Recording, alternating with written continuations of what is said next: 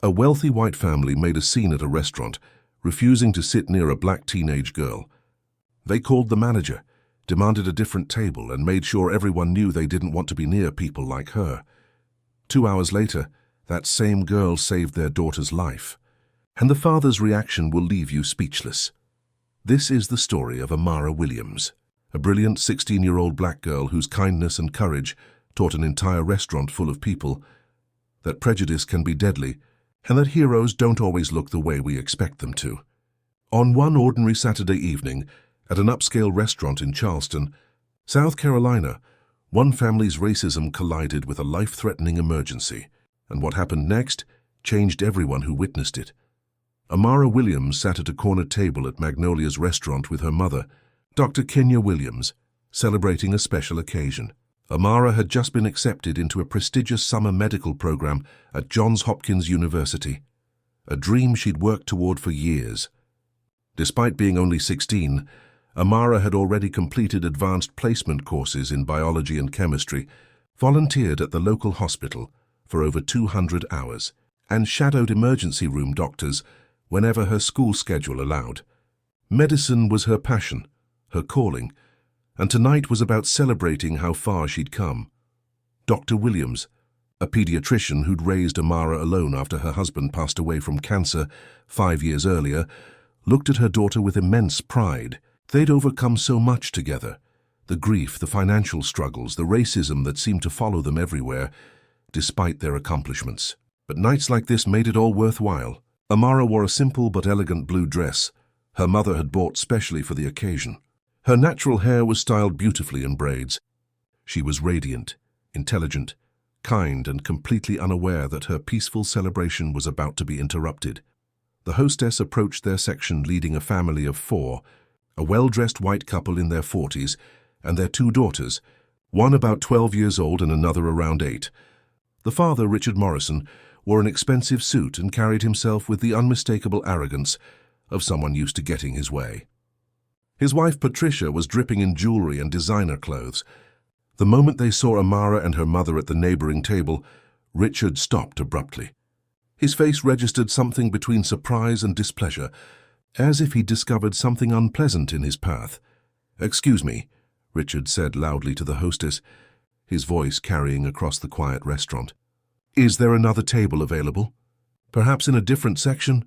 The hostess, a young woman named Sarah, looked confused. "Sir, this is actually one of our best tables. The view of the garden is beautiful from here, and we're quite full tonight. Is there a problem?" Richard glanced meaningfully at Amara's table, then back at the hostess, lowering his voice but not enough. "I'd prefer a table where my family can dine more comfortably. Away from certain elements, you understand." The implication was clear, ugly, and deliberate. Several nearby diners had stopped eating, their conversations dying as they registered what was happening. Amara felt her face grow hot with humiliation. Her mother's hand tightened around her water glass, jaw clenched. But Dr. Williams had learned long ago that responding to racism in public spaces often made situations worse. She simply met Richard Morrison's eyes with a steady gaze that said she knew exactly what kind of man he was. Sarah, the hostess, stood frozen for a moment, clearly uncomfortable. She was young, probably working her way through college, and facing a difficult choice: stand up for what was right and potentially lose her job if the wealthy customer complained to management, or comply with a racist request and betray her own values. "Sir, I really don't have another table available right now. Perhaps if you wait at the bar for 15 minutes. But Richard wasn't interested in waiting. "Get your manager, now. I'm not spending money at an establishment that doesn't understand the importance of customer comfort." The manager arrived, a middle-aged man named Tom, who'd run Magnolia's for over a decade. He listened to Richard's complaint, his face carefully neutral, then glanced at Amara and her mother. Tom had served the Williams family before. He knew Dr. Williams was a respected pediatrician. He knew Amara was a brilliant, polite young woman, and he knew exactly what was happening. "Mr. Morrison," Tom said carefully, "I apologize, but we truly don't have another table available at the moment. However, I'd be happy to offer you complimentary appetizers while you wait at the bar." Richard's face reddened with anger. "This is unacceptable. We have a reservation." "We shouldn't have to wait," Because you've seated people inappropriately. His wife Patricia placed a hand on his arm. Richard, maybe we should just go somewhere else. But Richard shook her off. He wanted to make his point, wanted to ensure everyone understood his displeasure at being asked to sit near black people. Fine, he said loudly. We'll sit here. But I want you to know this is completely unacceptable, and you'll be hearing from me about your establishment's declining standards. The Morrison family took their table with theatrical displeasure. Richard made a show of wiping down his chair before sitting, as if contamination were a genuine concern. His daughters looked confused and embarrassed. The older one, Emma, particularly seemed uncomfortable with her father's behavior. Throughout their meal, Richard continued making comments, just loud enough for nearby tables to hear. Standards really have dropped everywhere these days. You can't even have a nice family dinner without being subjected to inappropriate dining companions. Patricia mostly stayed silent, occasionally glancing at Amara with an expression that might have been shame or simply discomfort. Amara tried to focus on her mother, on celebrating her achievement, on not letting this hateful stranger ruin her special night.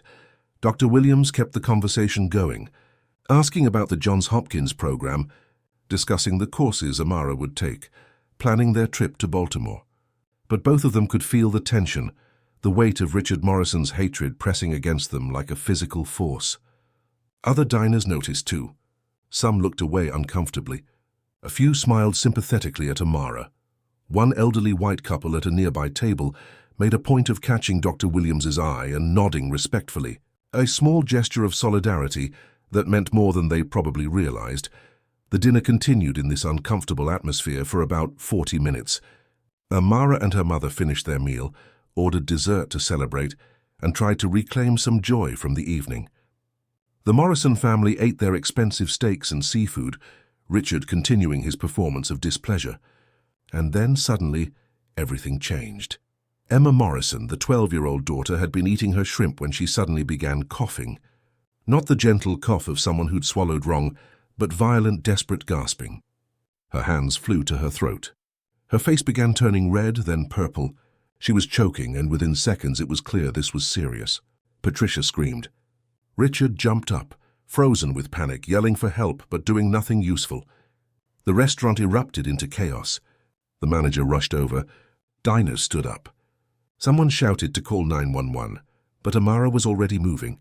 Years of training, hundreds of hours shadowing doctors, countless practice sessions with medical mannequins, all of it came together in this moment.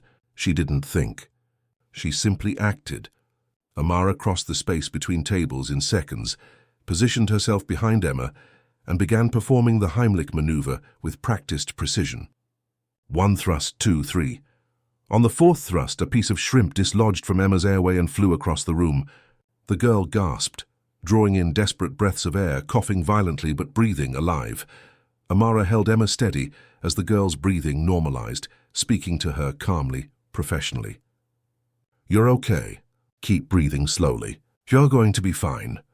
Dr. Williams appeared at her daughter's side, immediately checking Emma's vital signs with a doctor's practiced efficiency. Her airway is clear. Pulse is strong. She's going to be okay. The restaurant had gone completely silent.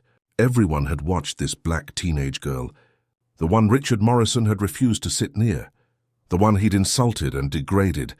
Save his daughter's life, Richard Morrison stood frozen, his face cycling through expressions of shock, confusion, and something that might have been shame. His daughter was alive because of Amara, the girl he'd tried to avoid, whose presence he'd complained about, whose humanity he'd dismissed, had just saved his child's life while he stood paralyzed and useless. Patricia Morrison was crying, holding Emma close, looking at Amara with an expression of gratitude mixed with what was clearly guilt. Emma, still shaking and catching her breath, looked up at Amara with wide eyes. "You saved me," she whispered. Amara smiled gently. "I'm glad I was here. You're going to be okay." The paramedics arrived minutes later, called by the restaurant staff. They checked Emma thoroughly, praised Amara's quick action, and confirmed that her intervention had saved the girl's life. As they prepared to transport Emma to the hospital for observation, Richard Morrison finally found his voice. Richard Morrison stood there for a long moment, his expensive suit and arrogant bearing suddenly seeming hollow and meaningless.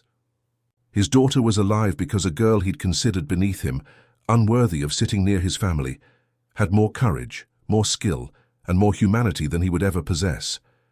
The contrast was stark and undeniable, and everyone in that restaurant saw it clearly. "I was wrong," Richard finally said, and his voice cracked. "I was so wrong about you. About everything. I don't deserve your help. I don't deserve your kindness. But you gave it anyway.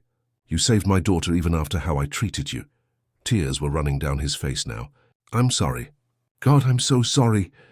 Patricia Morrison approached Amara and her mother, her own face wet with tears. "Thank you," she said simply. "Thank you for being a better person than we were. Thank you for not being like us." Dr. Williams placed a protective arm around her daughter. "My daughter acted because that's who she is. She's been raised to help people, to see humanity in everyone, to respond to need regardless of who needs help. I'm proud of her every single day, but never more than right now."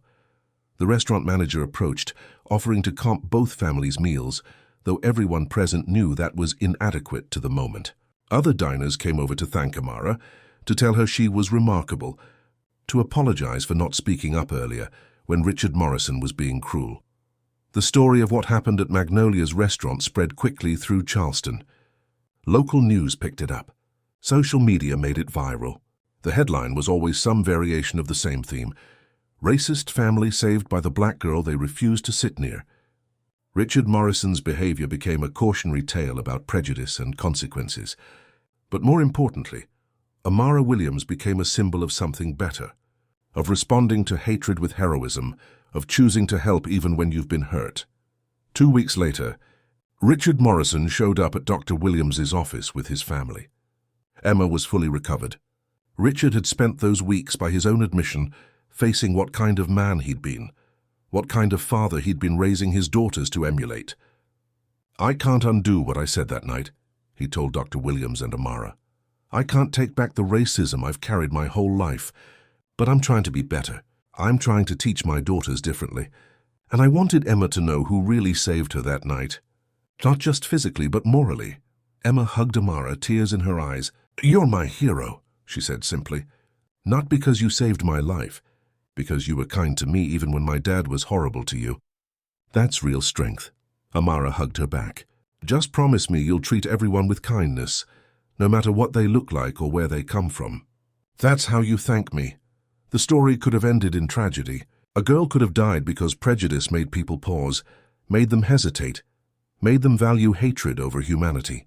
Instead, it ended with life, with growth, with a racist man forced to confront his own emptiness when his daughter's breath depended on the mercy of the person he'd despised. Amara Williams went on to Johns Hopkins that summer, then to medical school, and eventually became an emergency room doctor. She saved countless lives over her career, but everyone who knew her story agreed that the most important life she ever saved was that of Emma Morrison. Because in saving her, she saved her entire family from the ugliness they were becoming. If this story moved you, hit that like button and share it with someone who needs this reminder. Subscribe to our channel for more stories that prove kindness and courage can overcome hatred. In the comments, tell us, have you ever helped someone who treated you poorly? Or witnessed someone rise above prejudice with grace? Your story matters. Remember, Amara could have hesitated. She could have let Richard Morrison's racism make her pause. But she didn't. Because real heroes respond to need, not to prejudice. That's the world we should all work to create. Until next time, choose kindness, choose courage, and remember that the person you judge today might be the one who saves your life tomorrow.